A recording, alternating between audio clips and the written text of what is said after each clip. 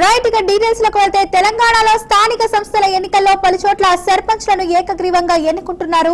ఈ క్రమంలో ఎర్రవల్లి నర్సంపేట గ్రామ పంచాయతీలకు సర్పంచ్లు ఏకగ్రీవంగా ఎన్నికయ్యారు. ఈ నేపథ్యంలో బీఆర్ఎస్ అధినేత కేసీఆర్ ను ఏకగ్రీవంగా ఎన్నికైన ఎర్రవల్లి నర్సన్నపేట గ్రామ పంచాయతీల సర్పంచ్లు కలిశారు.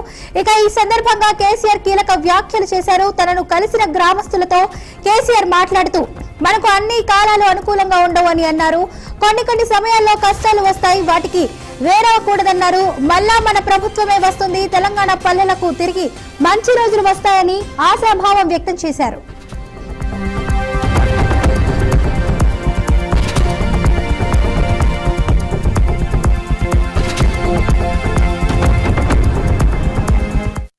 హనుమకొండ జిల్లాలో మరో అవినీతి తిమింగళానికి ఏసీబీ అధికారులు ట్రాప్ చేశారు. హనుమకొండ జిల్లా అదనపు కలెక్టర్ జిల్లా ఇన్ఛార్జ్ విద్యాశాఖ అధికారి వెంకటరెడ్డిని 60,000 రూపాయల లంచం తీసుకుండగా ఏసీబీ అధికారులు రెడ్ హ్యాండెడ్ గా పట్టుకున్నారు. విద్యాశాఖకు సంబంధించి వ్యవహారంలో ఈ లంచం తీసుకున్నారని తెలుస్తుంది. వెంకటరెడ్డితో పాటు ఆయన ఆదేశాలకు స్పందించిన మరికొందరి ఉద్యోగాలు కూడా విచారిస్తున్నట్లు సమాచారం. కాగా కలెక్టరేట్ లో పట్టుబడిన వారిని ఏసీబీ అధికారులు విచారణ జరుపుతున్నారు.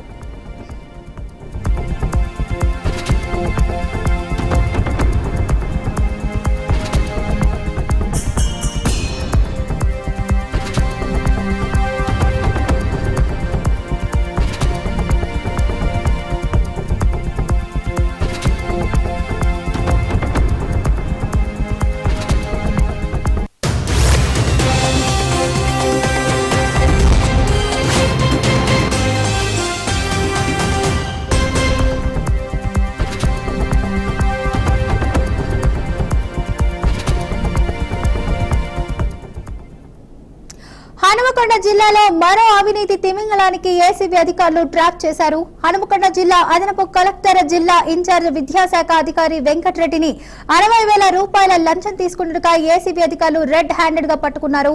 విద్యాశాఖకు సంబంధించి వ్యవహారంలో ఈ లంచం తీసుకున్నారని తెలుస్తుంది. ఇక వెంకటరెడ్డితో పాటు ఆయన ఆదేశాలకు స్పందించిన మరికొందరి ఉద్యోగాలు కూడా విచారిస్తున్నట్లు ఇక సమాచారం. కాగా కలెక్టరేట్ లో పట్టుబడిన వారిని ఏసీబీ అధికారులు అయితే విచారణ జరుపుతున్నారు. ఇక ఇదే అంశానికి సంబంధించి పూర్తి సమాచారాన్ని మా బీఆర్కే ప్రతినిధి సాల్మన్ అందిస్తారు. చెప్పండి సాల్మన్, అప్డేట్స్ ఏంటి?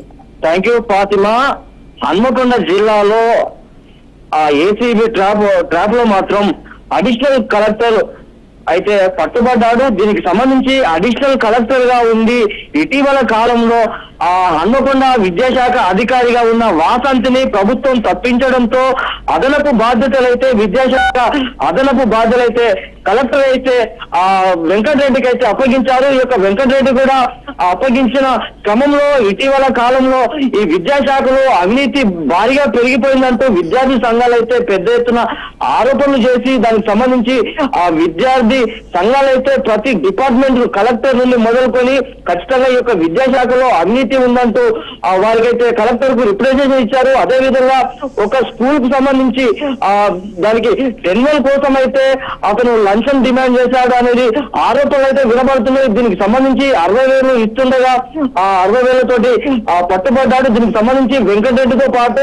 ఇద్దరిని కూడా అదుపులోకి తీసుకొని వారిని కూడా విచారిస్తున్నారు. ఖచ్చితంగా హన్మకొండ జిల్లాలో ఈ యొక్క ఏసీబీ ట్రాప్ కలకలం అయితే రేగింది. కలెక్టరేట్ అంటే హన్మకొండ జిల్లా కలెక్టర్ కార్యాలయంలోనే ఈ యొక్క ఏసీబీ అధికారులు పట్టుకోవడంతో అక్కడ ఉన్న ప్రతి అధికారులు అయితే కొంత అప్రమత్తం అయ్యారు. ఏం జరుగుతుందో అన్న ఆందోళన అయితే కొంతమంది అధికారులు అయితే అప్రమత్తం అయ్యారు. తీరం చూసేసరికి విద్యాశాఖ అధికారిగా ఇన్ఛార్జ్ గా ఉండి అతను ఏసీబీ ట్రాప్ పట్టుబడవడంతో అక్కడ ఉన్న అధికారులు అయితే కొంత ఇబ్బందులకు గురయ్యారు. ఖచ్చితంగా ఈ యొక్క విద్యాశాఖను ప్రక్షాళన చేయాలంటే అయితే విద్యార్థి సంఘాలు గతంలో అనేక మార్లు అయితే పోరాటాలు చేసిన సందర్భం ఉన్నాయి. ఖచ్చితంగా ఈ యొక్క ఏసీబీ ట్రాప్ అంటే లక్షల జీతాలు తీసుకొని కూడా ఇలా అవినీతి అక్రమ సంపాదనతోటి అధికారులు అయితే ఇలా ఉండడం అయితే కొంత ప్రజల్లో కొంత అసహనం అయితే వ్యక్తం చేస్తున్నారు. ఖచ్చితంగా అవినీతి అధికారులు వారి మీద రైడ్ చేయాలి, వారి యొక్క సంపాదనను ఖచ్చితంగా ప్రభుత్వం స్వాధీనం చేసుకోవాలని అయితే విద్యార్థి సంఘాలు అయితే ఆరోపణలు చేస్తున్నాయి. Fatima, right, thank you Salman for the update.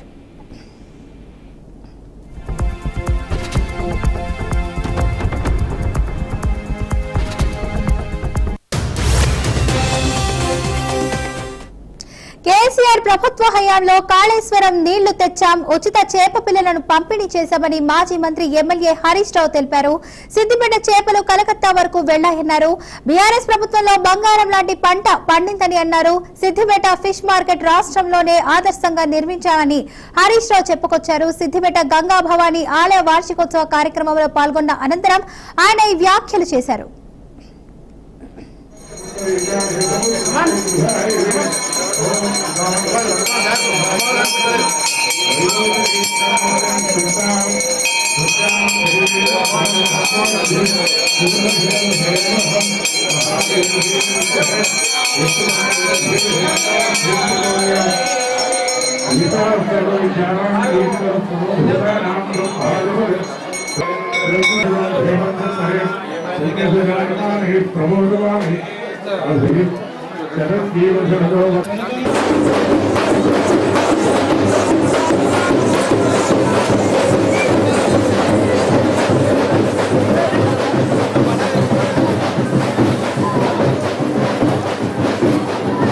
ప్రతి 5 ఏళ్ళకు ఒకసారి ఎంతో అద్భుతంగా ఈ పండుగ మీరందరూ కూడా జరుపుకుంటూ ఉంటారు. మరి మీ అందరి కోరిక మేరకు ఈ దేవాలయాన్ని అభివృద్ధి చేయడం, పక్కనే మంచి ఫంక్షనాలు కూడా ఒకటి నిర్మించారు. మీకు కోమచేరును కూడా ఎంతో అద్భుతంగా అభివృద్ధి చేసుకున్నాం, పక్కనే ఫంక్షనాలు అభివృద్ధి చేసుకున్నాం, దేవాలయాన్ని అభివృద్ధి చేసుకున్నాం. ప్రతి గ్రామంలో గంగపుత్రుల కోసం కాళేశ్వరం నీళ్లను కేసీఆర్ గారి నాయకత్వంలో తీసుకొచ్చి ప్రతి సంవత్సరం ఉచితంగా చేప పిల్లలు వేసింది కూడా బీఆర్ఎస్ ప్రభుత్వం. బంగారం పంట పండింది. ఒకప్పుడు బయటకెళ్ళి చేపలు తెచ్చి మా వాళ్ళు పాపం వాళ్ళ అమ్ముడు కమాంటర్ అమ్ముడు కింద మార్కెట్లు అమ్ముడు. కానీ ఇప్పుడు మన చేతులు విజయవాడ పోతున్నాయి, మన ఇంట్లో నుంచి కలకత్తాకు పోయేది పంట పండుతున్నది. మరి మార్కెట్ కూడా నీకోసం మా అక్క చెల్లెల కోసం ఫిష్ మార్కెట్ కట్టించారు. స్పెషల్ గా ఒక ఫిష్ మార్కెట్ కడితే ఒక 20 మంది బతుకుతా ఉన్నారు. అక్కడ 20 షాపులు, 20 మంది అక్క చెల్లెల కోసం అక్కడ ఫిష్ మార్కెట్ కూడా మంచిగా కట్టిస్తే సిద్దిపేటకు వచ్చి ఎంతో మంది చూసిపోయింది. సిద్దిపేట ఫిష్ మార్కెట్ చాలా బాగుందట, సిద్దిపేట అభివృద్ధి మంచిగా కట్టించింది. కానీ చుట్టుపక్కల 50 ఊళ్ళో వచ్చి మనం చూసి నేర్చుకుంటున్నంత గొప్పగా సిద్దిపేట ఫిష్ మార్కెట్ కూడా మనకు రాబోయే రోజుల్లో కూడా ఆ గంగా భవాని అమ్మవారి ఆశీస్సులతో మీ అందరూ ఆరోగ్యంగా ఉండాలి, మీ కోరికలన్నీ నెరవేరాలి, మీరందరూ సంతోషంగా ఉండాలి, మీ పిల్లలకు మంచి చదువులు రావాలి. Welcome back to BRK news. Right గా డీటెయిల్స్ లకు వెళ్తే మంత్రి పొన్నం ప్రభాకర్ ప్రభుత్వ విప్ ఆది శ్రీనివాస్ రాజన్న సిరిసిల్ల జిల్లాలో పర్యటించారు. బోయినపల్లి మండలం వరదవల్లి శ్రీ దత్తాత్రేయ స్వామి జయంతి సందర్భంగా స్వామివారిని దర్శించుకుని ప్రత్యేక పూజలు చేశారు. దత్తాత్రేయ స్వామి జయంతి సందర్భంగా రాష్ట్ర ప్రజలు ఆయురారోగ్యాలతో సుఖ సంతోషాలతో ఉండాలని వేడుకుంటున్నట్లు వెల్లడించారు.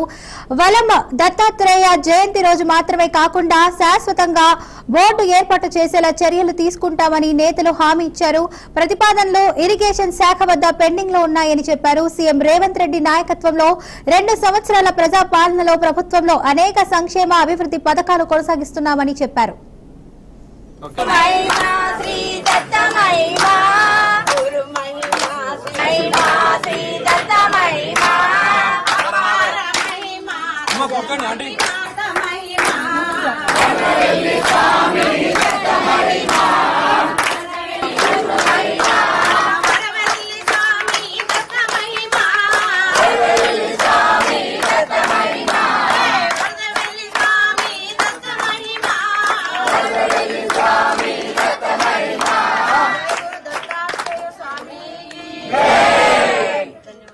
दत्तात्रेय भगवान की जय, दत्तात्रेय भगवान की जय, दत्तात्रेय भगवान की जय।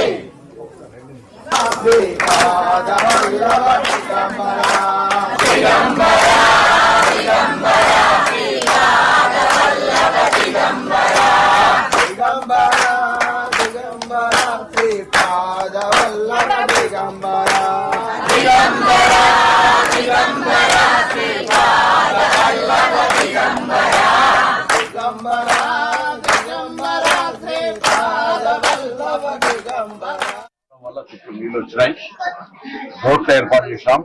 కానీ శాశ్వతంగా దర్శనాలకు సంబంధించి దత్తాత్రేయ జయంతి రోజే కాకుండా శాశ్వతంగా ఉండాలనే ఆలోచనతో ప్రతిపాదనలు ఇరిగేషన్ శాఖ దగ్గర పెండింగ్ ఉన్నాయి. స్థానిక శాసనం సత్యం గారు, గౌరవ శ్రీనివాస్ గారు, నేను ఆ యొక్క కంప్లీట్ చేసే బాధ్యత దానికి అప్రోచ్ తీసుకునే విధంగా చేస్తాం.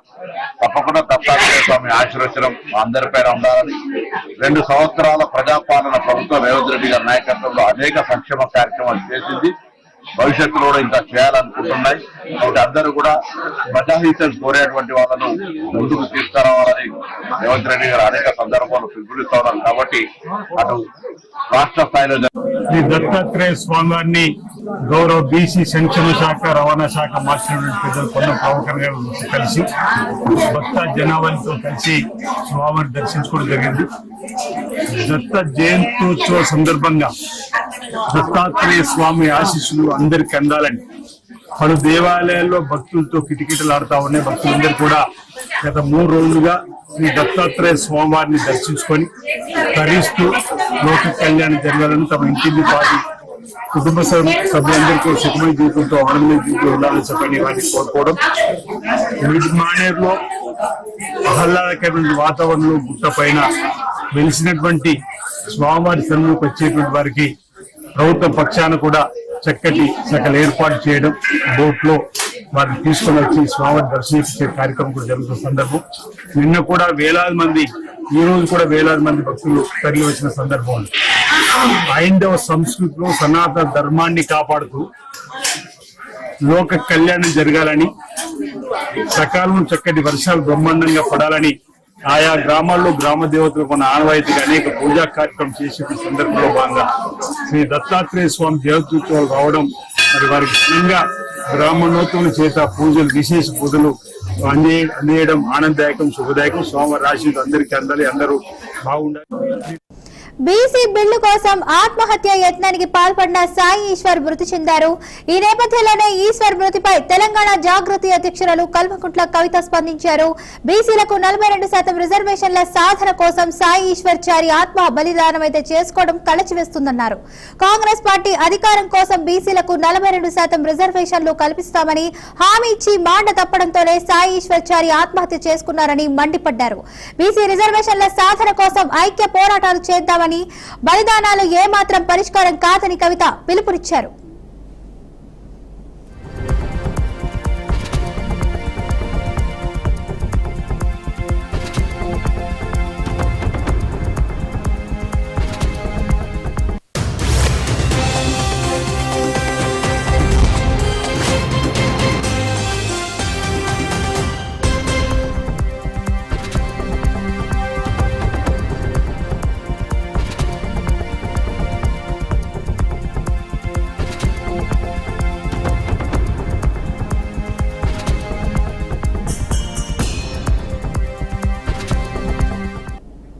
హైదరాబాద్ లోని షేర్లింగంపల్లి పరిధిలో కొండాపూర్ రాజరాజేశ్వరి కాలనీ రోడ్ల ప్రక్కన ఇరువైపులా అక్రమంగా షెడ్లు, వైన్ షాప్ల నిర్మాణాలు కొనసాగిస్తున్నారు. ఇక జీహెచ్ఎంసీ అనుమతులు లేకుండానే ఈ నిర్మాణాలు టౌన్ ప్లానింగ్ పర్యవేక్షణలోనే జరుగుతున్నాయనే ఆరోపణలు వెల్లువెత్తుతున్నాయి. అయినప్పటికీ అధికారులు పట్టించుకోకపోవడం లేదని స్థానికులు మండిపడుతున్నారు. ఈ అక్రమ నిర్మాణాలపై స్థానికులు ఫిర్యాదు చేసిన కేసులకు కక్కుర్తిపడి నిర్మాణదారులకే వత్తాసు పలుకుతూ నోటీసులు ఇచ్చి చేతులు దులుపుకుంటున్నారనే ఆరోపణలు వెల్లువెత్తుతున్నాయి. ఇక ఈ అక్రమ కట్టడాలను కూల్చివేసి అధికారులపై చర్యలు తీసుకోవాలని డిమాండ్ చేస్తున్నారు. ఇక ఇదే విషయంపై జీహెచ్ఎంసీ ఏసీపీ వెంకటరమణ మాట్లాడుతూ అక్రమ నిర్మాణాలను గుర్తించి నోటీసులు ఇస్తామన్నారు. స్థానికుల ఫిర్యాదులు పరిగణలోకి తీసుకుంటామని వెల్లడించారు. ఇక స్థానికులు వెంటనే సీరియస్ చర్యలైతే తీసుకోవాలని డిమాండ్ చేయడంతో ఎవరికైనా చెప్పుకుంటారంటూ దురుసుగా ప్రవర్తించారని స్థానికులు ఆవేదన వ్యక్తం చేస్తున్నారు.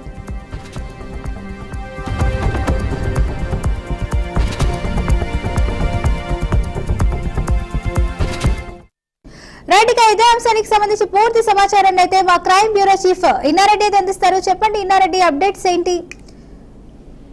షేర్లింగంపల్లి పరిధిలో భారీ అక్రమ వైన్ షాప్ షెడ్లను కడుతున్నారు. ఆ టౌన్ ప్లానింగ్ అధికారులు ఎవరు కూడా పట్టించుకోలేదు స్థానికులు ఆరోపణలు చేస్తా ఉన్నారు. దీంట్లో ప్రధానంగా కొండాపూర్ రాజధాని కాలనీలో రోడ్డుకి ఇరువైపుల అక్రమ వైన్ షాపులు జిఎస్టీ అనుమతి లేకుండానే నిర్మాణం చేస్తామని చెప్పని పలు అక్రమాలు చోటు చేసుకుంటున్నారు. నిర్మాణాలు చోటు చూసినప్పుడు కూడా జిఎస్టీ అధికారులు ఏమాత్రం పట్టించుకోవడం లేదు అని చెప్పేసి కూడా స్థానికులు ఆందోళన వ్యక్తం చేస్తున్నప్పుడు చూస్తాం.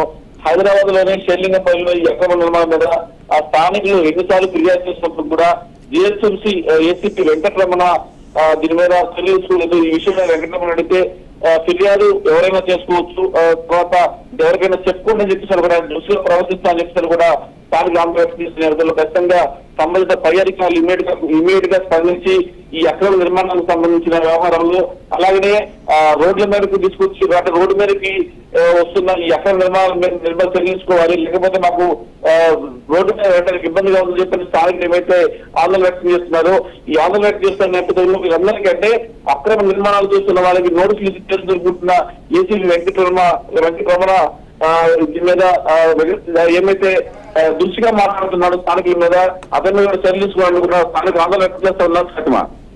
Right, thank you Reddy for the update.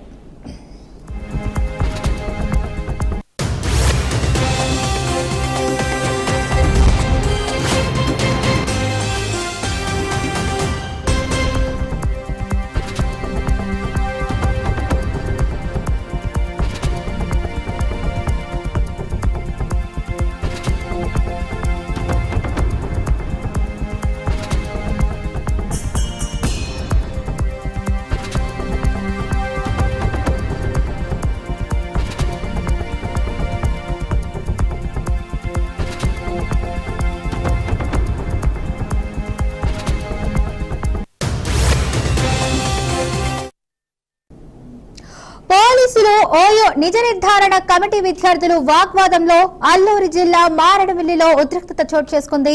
Encounter జరిగిన ప్రాంతాన్ని పరిశీలించడానికి ఓయో విద్యార్థులు వచ్చారు. అయితే చింతూరు దగ్గర విద్యార్థుల వాహనాలను పోలీసులైతే అడ్డుకున్నారు. పర్మిషన్ లేదు, వెనక్కి వెళ్లకూడదంటూ దురుసుగా ప్రవర్తించారని స్టూడెంట్స్ వాపోయారు. తమ గుర్తింపు కార్డులు చూపించినా అనుమతించలేదని మండిపడ్డారు. ఇక బాధ్యతగా వ్యవహరించాల్సిన పోలీసులే అమానుషంగా ప్రవర్తిస్తున్నారని ఆగ్రహం వ్యక్తం చేశారు.